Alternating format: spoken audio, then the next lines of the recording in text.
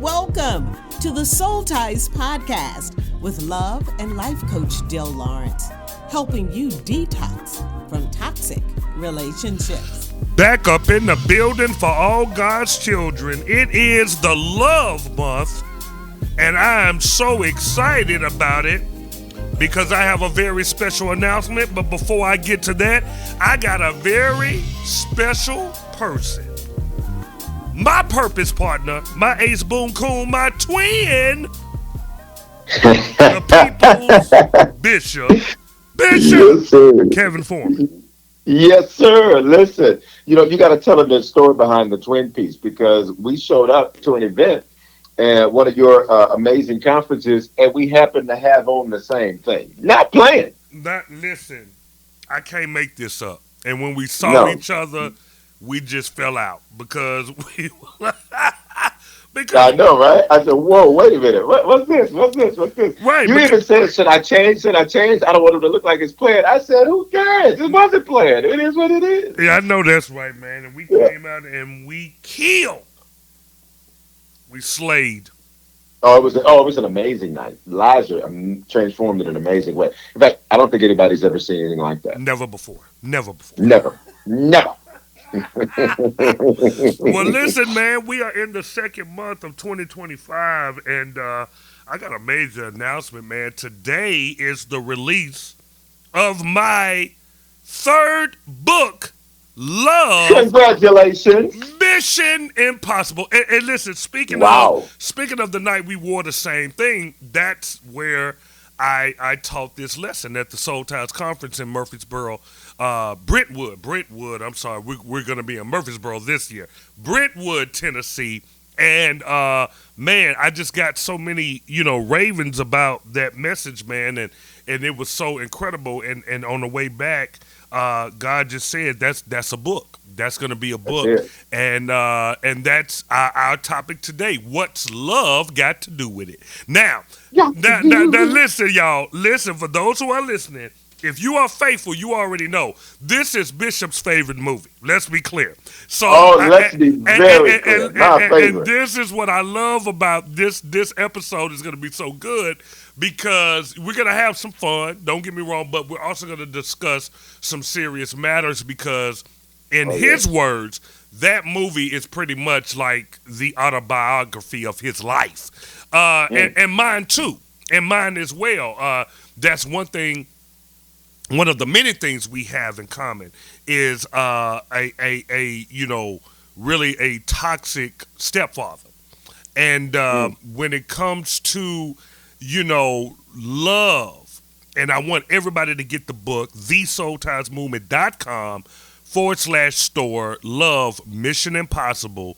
It's only $9.99, but I'm telling you right now, that book is life-changing. And Bishop, feel free to, ask me any questions about it as you see fit. But definitely I want to jump on what's love got to do with it, not so much from the Tina Turner perspective, but just that phrase, period, what's love got to do with it? I want to address three different areas on this episode. What's love got to do with family? What's love got to do with friends? And what's love got to do with former lovers? Wow. Yeah, the three F's. Wow. The three F's. But before we get into it, man, tell the people why that movie is so classic to you and why that is one of your favorite movies. Well, you hit the nail on the head. It wouldn't be an autobiography because autobiography is like something somebody does about themselves, but it would certainly be biographical. And when I tell the story, it could certainly have elements of autobiographical because that was literally my stepfather. I literally say he was like Ike reincarnated, right? He was the reincarnation of Ike in many ways. He was a womanizer. He was abusive to my mother. He was, how the song go, a liar, a cheater, heartbreaker, deceiver. I saw everything not to be in a man from him. Yeah. And I don't say that to demean him. He's passed away now. And what's interesting is I was in Memphis preaching.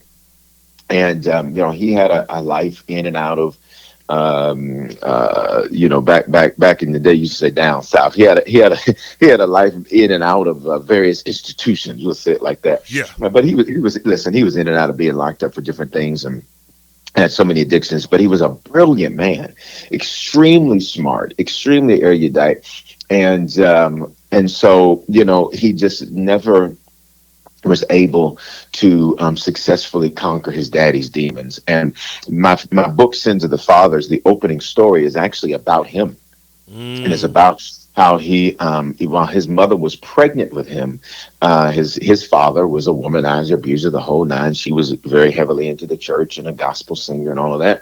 And, as the story goes, people can go read it in the book, Sins of the Fathers, and at bishopforman.com or amazon.com. But as the story goes, literally, he never meets his father, but becomes exactly like his father.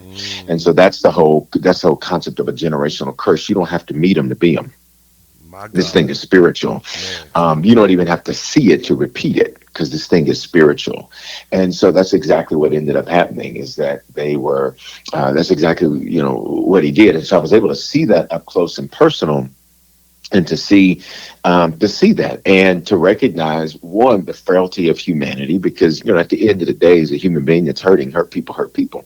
But to watch that as a young man, to watch your mother survive abusive moments. And one of the reasons I love the movie is because I can relate so much, when the kids watching and seeing and hearing that.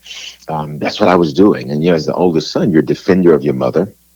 And so, let's just be very clear. As a teenager and an adolescent, I hated that man.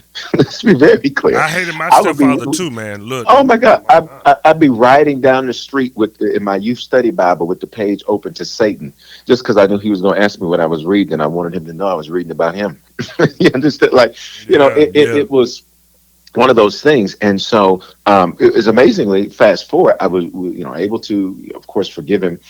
And interestingly enough, he, for a short period of time, served on my security detail, my security team at church. And I remember having a conversation with him, because he would always seem like he was going to do good. He just couldn't his story reminds me of David Ruffin's story. And his wife said, David Ruffin's right. For those of you who don't know, he was singing, what was the group? The Temptations. Was the Temptations? Yeah. Temptations. Yeah. Temptations. And his wife said, no amount of dope, no amount of sex, no amount of women, no stage, no amount of money could make up for what David's daddy never did for him. That's it. And never said to him. And so looking at that, I remember speaking to him, and we were talking about a valley I had went through, and I remember speaking to him, and I just remember thinking, and I even said this to him. I said, "You're so smart, you're stupid." I said it just like that. He started laughing. He said, "Why you say that? Why you say that, sir? Why you say that, sir?" Because he understood, the tables had turned, right? It is that the once student that you couldn't teach is now the teacher that must teach, and so to speak. So he said, "Why is that, sir? Why is that, sir? Why is that, sir?" I said, "Because you know to do better, but you just still choose not to." Yeah. And I remember we were in Memphis.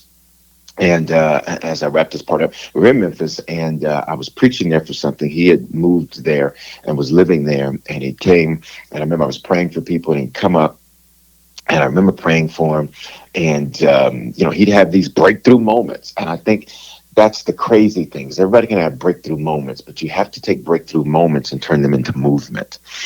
And I remember prophesying over, and I don't remember exactly what I prophesied. But I remember these words because of the way the words came out. It's the only reason I remember them. Generally, when I prophesy, once I say it, it's gone.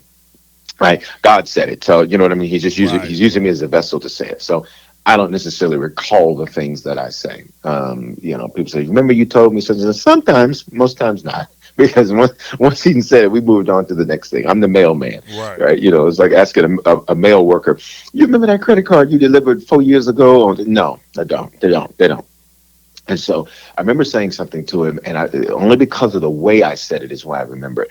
I remember saying, "God won't continue to suffer you to something to that effect, suffer you to live like this, or suffer you to dishonor him," or something to those effects, to that effect. I said, "If you don't change," I said, "this will be the last time I see you alive." And it was. And so then that next, few months after that, he passed away.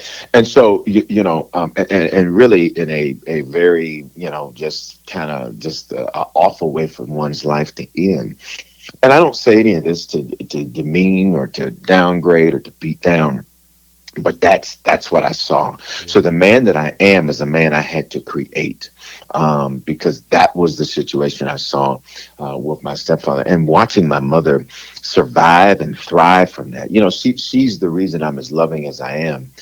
And but to see someone hold on to love when you were surrounded by for 12, 13, 14, however long, how many years young, surrounded by so much hate, right? Man, To watch forgiveness in action, right? To watch giving people second chance. So there's so many lessons that I learned. it is, man. I mean, even So many lessons. What about you? well, that represents family. That Oh represents, yeah. what's love got to do with it. That you just walked us through what that is, and I loved how you said you modeled it in your mother, right? Mm, That you saw love exemplified in her, yep. so it enabled you to love your stepfather even through all of the hell. My example definitely with my stepfather was he was, physically abusive, verbally abusive to both me and my mother. And my story isn't your story. I did not see love exemplified through my mother as it pertains to my stepfather. I saw tolerance. That's what I saw. I saw tolerance. Mm, Yeah. And so I think the love part of it for me had to come when I first wrote Soul Ties. And that was when God began to deal with me about my unforgiveness, not just of my stepfather, but also of my mother. Because, the first time that he hit me, I had a scar on the back of my head. He busted my head open, and my mother, basically badgered me until I told her what happened because I was gonna initially lie about it, and she promised me that if I told her, what happened, if it was him, she would leave him, and she kept him. She went back on her promise, and I experienced, pretty much, 10, 11 years of hell living in that household. And, wow. and in me grew rage, it grew resentment, and, and I had to carry that all up until, I came, I think, man, I was like 30, 33. Wow. Yeah, 33 years old, and that man entered my life at 8 years old. So that's the trauma that I had to deal with, but it was through my relationship with God and understanding that a big part of love, our segment is what's love got to do with it is that it has everything to do with it because if we don't forgive, if we don't master that uh, you know, command through forgiving the individuals that hurt us, then we end up putting ourselves in a prison. And that's pretty much emotional. That's what I was in. I was in an emotional, mental prison. As a grown man, I'm still like I'm living in my own apartment, off living my own life, but still was having nightmares about what this man did to me. Wow. Still having as a grown man, like waking up, like still afraid. Knowing Mm, that I was long gone from him, and my mother and him had divorced, and like I said, and I'm grown the whole nine, but yet still, the 8-year old in me, the 11-year old in me, the 15-year old in me, still having those horrific memories. And I think, I think what I want to convey to the listeners and even through my book is how we can use love as a superpower to wow. heal when it comes to these types of situations, in family. And then I want to just skate over to friends, skate over to Mm, friends what's love got to do with friends? You know, you have certain people in your life, and I'm sure you can attest to this, that you absolutely love, right? You love them, you would do anything for them, but that love is not reciprocated. And when that love is not reciprocated, Mm. especially when you love, like you hear people all the time, man, I love hard, right? I love hard, Right. man, right? You hear that all the time. But when that love is not reciprocated, that can be very devastating to a lot of Oh, people. absolutely. And that love can turn to hate very quickly. Like the song say, it's a thin line between love and hate. And it's so funny how quick it can turn. But what do you say to those who, okay, we spoke about family, but in friendship, what do you say to those in friendship who happen to have friends that they love but love on another level, and that love is not being reciprocated back? Yeah, Yeah. What do you say to those that's that? so good. Yeah, go ahead. Yeah, but one, I just want to say, I think what you just talked about is so powerful because the whole plan and purpose of the enemy is that if he can get you when you are young, and he Mm, can get you and then basically introduce something. He only has to introduce enough poison early enough that you spend the rest of your life getting that poison out of you. that's good. Right. Right. And so what So good. happens So is, good. yeah. So what happens is that most people spend their whole life trying to undo what was done, and by the time they undo it, life's over. Man, By the time they undo it, they're 50, 60, that 70, that and is now they're so ready to good, live man. life, Yeah, but yeah, their that's strength real. is gone. Yeah, that's real. you know. And so let me say this to every person: the power of you needing to heal is about it's bigger than what they did to you. It's about what you do to yourself after they've done it to you. Mm, Because if you stay, look at what you said. You're a grown man having nightmares. So think about how that affected you. And you've told your story, how that affected how you had relationships, definitely. how you did life. Like Yeah. that thing affected your whole life, Mm, and everybody. It's the same for everybody. It's the same for everybody. And how much it shapes us, right? And not even knowing how much it shapes. Like I know one of the things for me in watching that because of how I saw that it created a good thing in me, which was self reliance, right? Because I realized ain't nobody showing up but me, right? So, so my underlying thought process was, I will get things done. yeah. The Yeah. flip side of that is that I can absolutely say to this point of love is that it created some scenarios where I certainly throughout, whether it was friendships or romantic relationships or whatever, I could certainly see where there was instances where an individual may have felt iced out, right? Because in Mm, my mind, look, I got to take care of me because you won't. And a friend of right. mine years ago said it perfectly, right? And they said, Bishop, it's not that you don't trust people, you just don't trust people with you. Yeah. Yeah. I'm Yeah. gonna say it again because that No, line no, is no, deep. no, no. He, It was so he's deep he, that I'm meditating even as you're saying it yeah, because he's yeah. yeah. Go ahead, go ahead. No, No, go we ahead. got the same problem. Yeah, yeah, yeah, Yeah. We yeah. look, I'm gonna put it out there, bro. I feel the same exact Same way. one. Yeah, Continue. yeah. He said it's not that you don't trust people. He said you just don't trust people with you. Mm, And I thought about that, and here's what's interesting. And then this is this is an individual that that then disappeared because of a request that was made. And I said, no, probably not. And then all of a and sudden, then all of a sudden they out. disappeared. They out. Yeah. And so I said, well, you just reinforced my notion, There right? you You go. all you There did you was go. just prove that Yeah. my way of doing it was right. Yeah. And let this be clear: it doesn't mean that having boundaries is wrong. It means that you don't let boundaries become walls.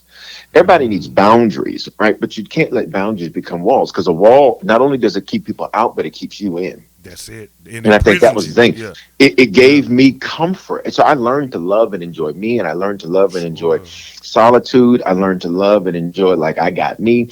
But then it created this suspicion. Now I had to be honest. It's a double-sided sword because it created a suspicion. But God used that because being a public figure, you have to be that way with people Mm. because people come with agendas, people come with Oh my plans, God. and I Yeah. think that's the double-edged sword of it. And I think to your point about friends, is that like life is a contact sport. You're going to take hits. In fact, if you're not taking hits, you're not playing it right. So the question becomes, what am I going to do after the hit? And so when your question was, what do you do with people who don't reciprocate the type of love that you give? Well, I think it's first of all, you simply you're on what they're on. You give what they give, and so at the end of the day, if they are not giving. If they're not giving, the same type of love, same type of focus, same type of energy, then you need to reduce that to match it. It's kind of like this. If you go to the restaurant and the sandwich is $10 and you have eight, well, guess what you can't get? The $10 sandwich. So what do you need to do? You need to reduce what you want to match what you have. Now that'll preach. Yeah, Will. Come on, baby. So it's the same thing with friends. Like, you can think, I just do all this for them. They don't do nothing for me. That's your fault. You should have saw that was an $8 friend and you needed to stop coming with $10. That's on you, because you needed to reduce it down to what they could pay. Meaning, I like it. I like saying like this: I'm transactionally relational, which means the relationship is good as long as the transactions are good. And when the transactions aren't good, then now we have an issue with the relationship. And here's the truth: people may listen and say, "Nah, I don't believe in that." Every single person is that way. You know why? Because we're having this discussion. That's right. Because That's if right. because if you didn't care about how they treated you, then you wouldn't even feel slighted. No one would feel slighted. Wow, No one would wow. say no. You wouldn't even feel that way. You would just say, "Oh, whatever, it's okay." Yeah, You yeah, wouldn't even yeah, care. yeah, yeah, The yeah. reason people care about it is because everyone is transactionally relational. I'm just saying the quiet part out loud Wow. is that when the transactions get bad, then that relationship sours. And so Mm. everyone is that way, whether they want to believe it or not. Everyone's that way. Everyone thinks that way. Everyone moves that way, because this is why people feel like, and you did all, look, I can preach it right now. And you were there for people who weren't there for people will tear the church up. Say it, man of God. Preach, sir. Come on. Come on. My God. My God. Oh, he's preaching. I can say it right now. And you were there for them, and you did this for them, and you didn't even take care of your own stuff. Everybody would shout and think about somebody in their mind that did them that way. And I say this: you simply have to reduce what you give to match what they can give. Let that be. Like you and I, we have I've been in this transition to an Atlanta. So normally we have a very, very strong connectivity in terms of our frequency of communication. Oh yeah, yeah. We In pretty this much transition, it's been off. yeah, at bare minimum, y'all. We're breakfast, lunch, and dinner. Like we speak morning, midday, before we go to sleep. That's how, and depending on what we're going through, that frequency may be up. But you're right. Yeah, doing the Yeah, but transition is off. Yeah. right, but here's the point. The point is, because there's a connection that is not only transactional, right, but relational. That means that there's a recognition, because that's me right now. When you're out look on the highways and the byways, compelling men to come to Christ on your That's soul it. pastor, That's it. and you're doing that. When you're doing that, the same thing may happen. But what we understand is that there's no. Not once have I thought, yeah, I probably am going to quit fooling with him. I'm probably going to quit talking to him. And I would venture to say the same truth for you, because what there is you give a gallon, I give a gallon. We both give gallons. And when you're dealing with people where you both give gallons, that connection is such to where even if the frequency changes, you know that the fruitfulness remains. All day long. All day long. And so I use that as an example, because those are the types of examples that I think people have to look at and realize. And here's the truth: you're only going to have a few of those in life. Yeah, you ain't gonna have that Everybody you many, deal y'all. with is Look, not going to be that. come on, man. Let me jump in right there. Y'all, Yeah. look at the man that you look up to, you talk about, you praise, Jesus. Yeah. He picked 12, and Well, only one of the only 12 one. made it to the cross. Correct. Yep. If you, Yep. I always say it like this: if you leave this life with one, you did good. Did great. Did You amazing. did what Jesus did. You did amazing. Incredible. Incredible. Incredible. And finally, former lovers. What's love Mm. got to do with it? Um, I happened to read my brother's book, Chronicles of the Juice Man, Jordan Houston, aka professionally known to the world as Juicy J. And one of the things he said, he's now married, 2 kids. One of the things he said that really hit me, man. He said, He said, man, I never, prior to meeting his wife, he said he never was loyal to any of his former lovers. And he said it was just something about her that made him feel safe. And I know you can go here with this. Ladies, if you're listening, men want to feel safe. It's a spiritual thing that breaks that, like you said, sometimes we make boundaries, into walls, you know what I'm saying, where they basically imprison or capture us in. And something so powerful he said, I want to apologize to every woman I had prior to my wife. I was like, dog, that was strong, because you got to think of, somebody that you came up with, you grew up with, you did dirt with, you traveled the world with, and now all of a sudden you hear him as a man, right? And a reflective man at that, to say that, he never gave the chance to former lovers to really love him, because pretty much what we said earlier, he probably felt the same way. I don't trust them with me, but my wife makes me feel safe.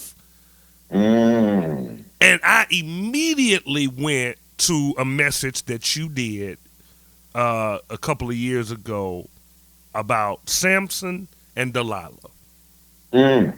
And you got to end this episode with that, as it pertains to what's love got to do with former lovers. Like when a man, or in this case, you can flip it. If you're a woman and you trusted someone and they betrayed you, what's love got to do with it? How do you move on from that? Break down that Samson and Delilah situation. Well, I love what you said, because the Bible says it like this.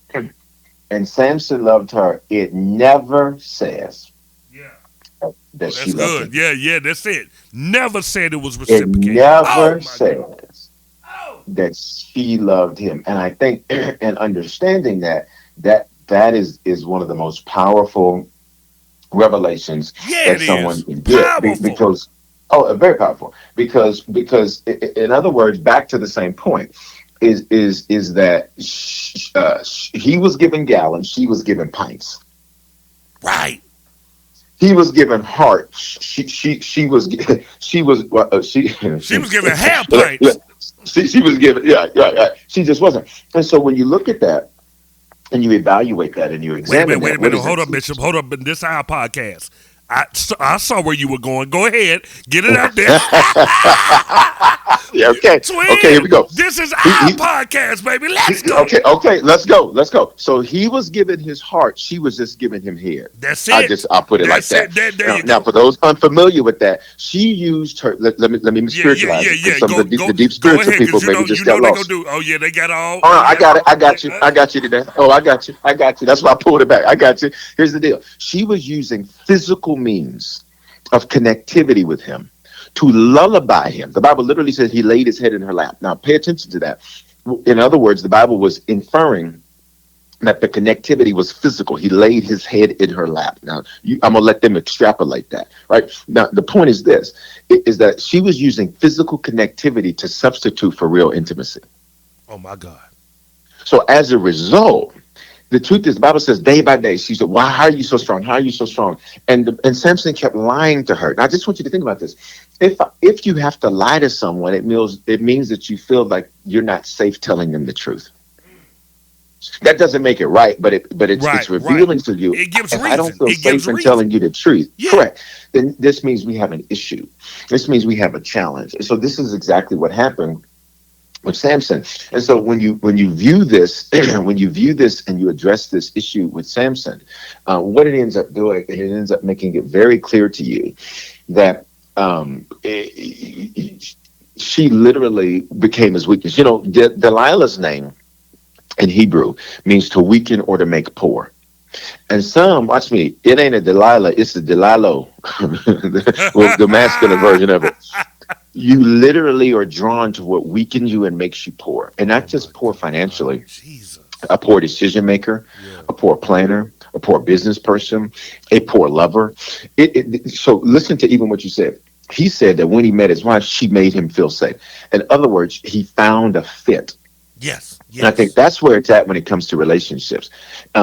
When you don't find what fits, then you will try to create a fit. And the danger with creating a fit is that anything that you have to build can also be broken and deconstructed. Yeah. Yeah. Yeah. Yeah. Yeah.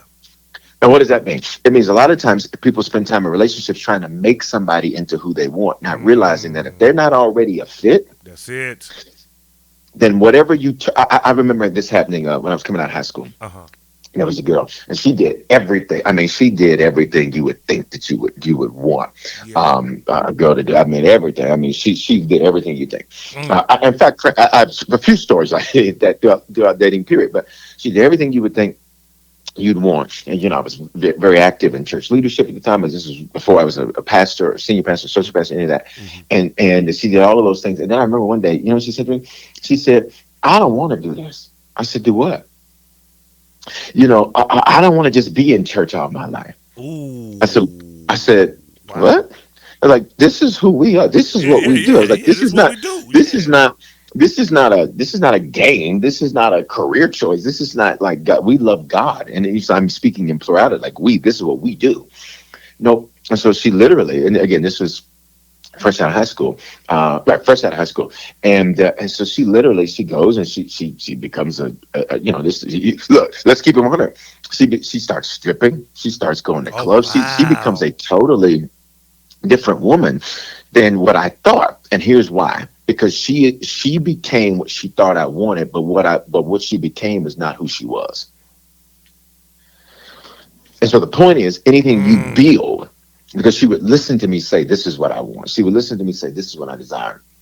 So she became that, but the truth is she really wasn't that. So consequently, that just wasn't a fit. Now everybody goes. Let me, because I hear somebody saying, "Well, people go through moments." Yes, she did. People go through things. Yes, she did. To my knowledge, from last I knew, she's married with kids and loves the Lord and all that. That's awesome.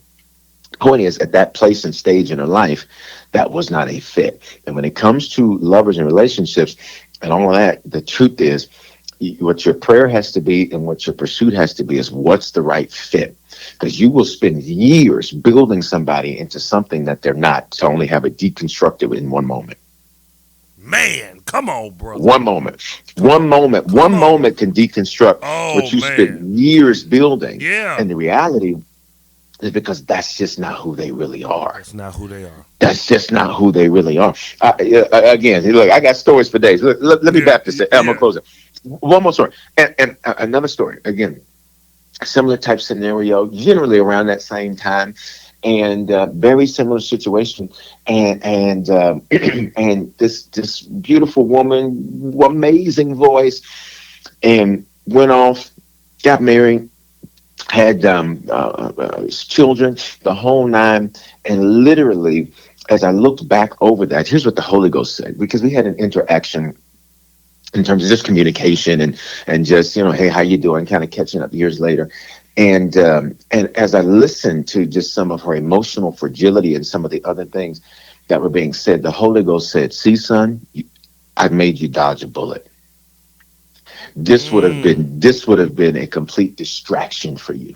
Oh wow. And so I say to everybody, like, what's love got to do with it? Get the man's book. That's my Get close. the man's book. Come on, Bishop. Listen, y'all, thesoultiesmovement.com/store.